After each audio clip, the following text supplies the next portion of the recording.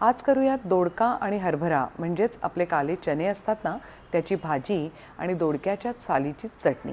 त्यासाठी सगळ्यात आधी आपण अर्धी वाटी हरभरा इथे भिजत घालूयात। 8 ते 10 तास छान भिजल्यावर कुकरला आपण हा इतका मऊ होईपर्यंत छान शिजवून घेऊयात आणि बाजूला ठेवूयात।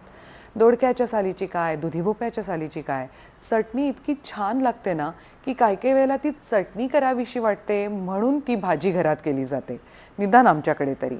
तर दोडक्याची साल अशी किसून मी नेहमीच किचन टॉवेलवरती थोडा वेळ सुकत ठेवते, त्याच्यामुळे आपली चटणी जास्ती क्रिस्पी होते।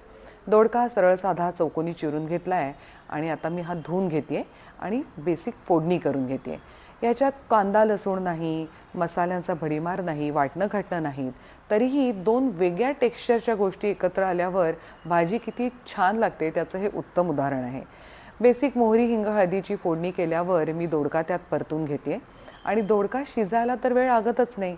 थोडंसं मीठ घालून 2 वाफा आणल्या की हा दोडका छान शिजणार आहे, याच्यामध्ये वेगळं पाणी घालायची गरज नाही आहे आणि म्हणूनच मी हरभरा आधी वेगळा शिजवून घेतलेला आहे।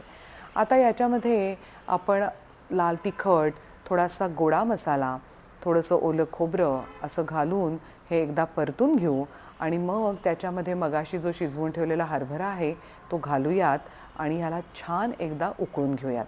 आता गुळाचा खडा जो ऑप्शनल आहे आणि त्याची क्वांटिटी तुम्ही कमी जास्तही करू शकता। आता आपली भाजी एकत्र उकळली आहे, थोडीशी कोथिंबीर घातली की भाजी झाली।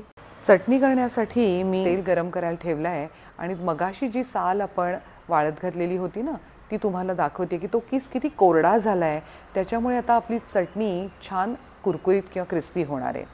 तेलामध्ये मी सगळ्यात आधी लसणीच्या पाकळ्या बारीक चिरून घातल्या आणि लसूण थोडीशी लाल व्हायला लागल्याबरोबर त्याच्यामध्ये मोहरी हिंग हळद अशी फोडणी केली आणि साली घातल्या। अरे, बोलण्याच्या नादात हिरव्या मिरचीचा क्रश घालायचीच विसरले फोडणीत, काही हरकत नाही। आता वरून तीळ मीठ आणि ठेचा घातला आणि 2-3 मिनिटात आपली ही चटणी तयार आहे। दोडक्याची भाजी विथ हरभरा आणि दोडक्याच्या सालीची चटणी।